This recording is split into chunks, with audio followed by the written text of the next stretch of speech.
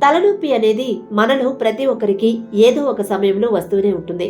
తలనొప్పి వచ్చినప్పుడు విపరీతమైన బాధ ఉంటుంది. అలాగే ఏ పని మీద ఏకాగ్రత ఉండదు.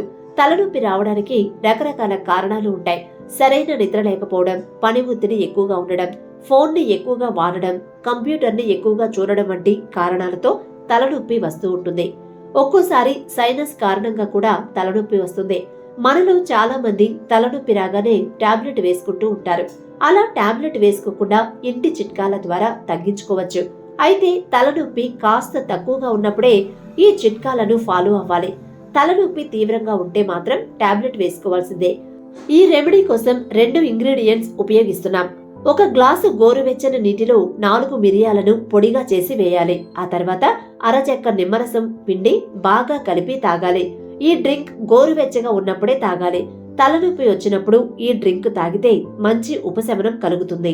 మిరియాల పొడి మార్కెట్లో దొరుకుతుంది, కానీ ఇంటిలోని మిరియాలను మిక్సీలో వేసి పొడి చేసుకుంటే మంచిది.